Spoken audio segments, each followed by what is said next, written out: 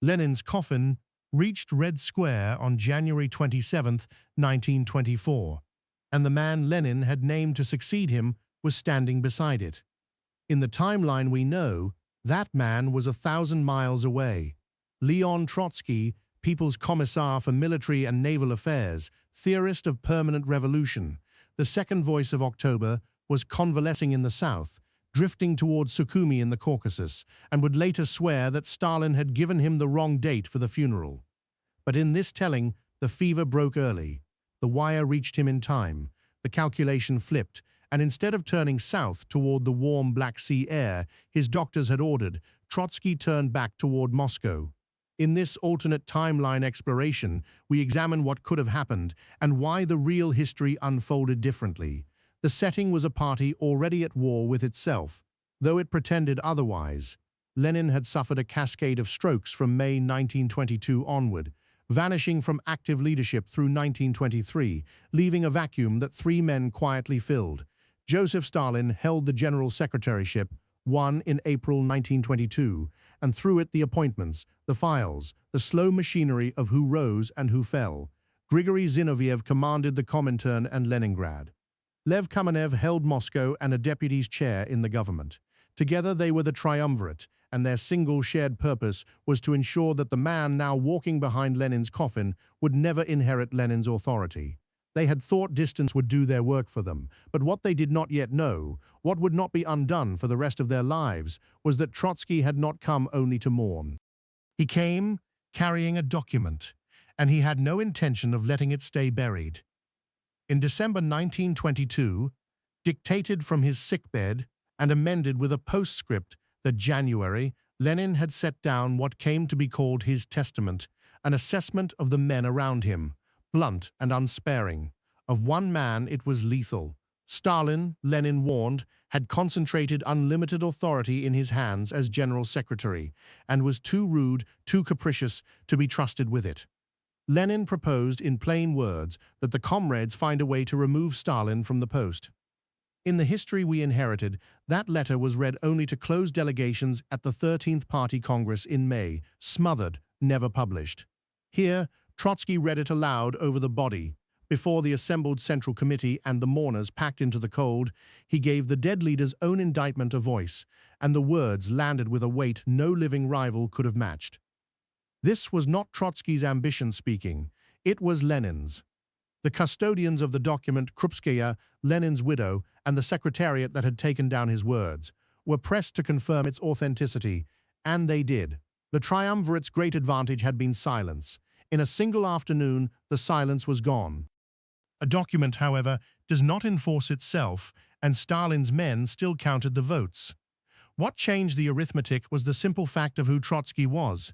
He was not merely a theorist or an orator, he was the chairman of the Revolutionary Military Council, the political head of the Red Army he had built from nothing through the Civil War, the man whose armored train had become legend. Among the senior commanders, men like Frunze, soldiers who remembered who had led them, his standing was not a matter of committee resolutions. Trotsky did not threaten a coup. He did not need to. He let it be understood, with the economy of a man who knew his own strength, that the party apparatus could not simply outvote the founder of its army and expect the question settled. The Triumvirate had assumed the contest would be fought entirely on their ground, in the corridors and card files Stalin controlled. The presence of the army's loyalty behind Trotsky changed what was possible. It meant that any move to expel or isolate him carried a risk none of the three were willing to name aloud. For the first time since Lenin fell silent, the Secretariat was not the only power in the room. So they went after the office itself, with the testament read and Lenin's own judgment hanging over every deliberation. The demand to remove Stalin from the General Secretaryship was no longer Trotsky's faction speaking. It was Lenin's last wish, and to oppose it was to oppose the dead. The Central Committee, watching which way the weight had shifted, stripped Stalin of the post. The man who had controlled the appointments now controlled nothing. This was the true hinge. Trotsky's allies moved into the Secretariat, taking charge of the appointments and the party records that had been Stalin's quiet kingdom. The lists of who would staff the provincial committees, who would hold the votes at the next Congress, these passed into different hands. Stalin's power had never rested on popularity or oratory. It rested on the apparatus. Take the apparatus, and what remained was a capable, resentful administrator without the instrument that had made him dangerous.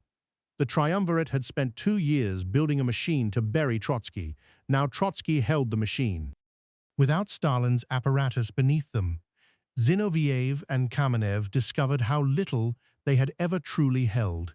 The alliance had only ever been a marriage of convenience, 3 men united by fear of a fourth.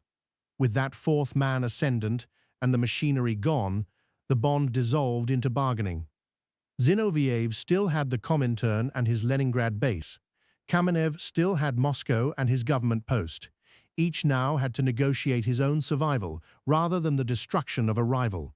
Stalin was pushed steadily toward the margins, not destroyed, not imprisoned, but reduced. Bukharin, the editor of Pravda and the great defender of the peasantry, had been courted by both camps.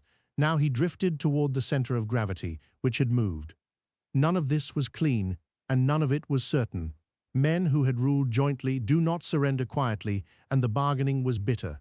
But the structure that had caged Trotsky was broken, and once broken, it could not be reassembled by men who no longer trusted one another. What followed was not just a change of personnel, it was a change of the country's reason for existing. Trotsky's central conviction had always been that Soviet survival was impossible in isolation, that the revolution had to spread to the industrial heart of Europe, to Germany above all, or wither alone.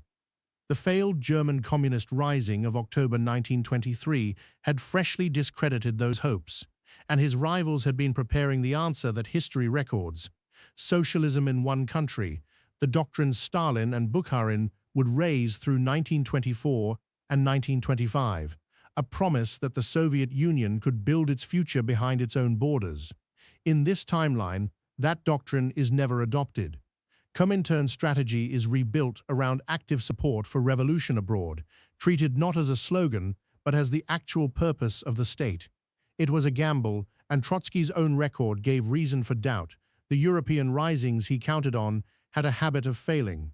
But the orientation of the whole regime turned outward rather than inward toward the spark it still believed it could light beyond the frontier.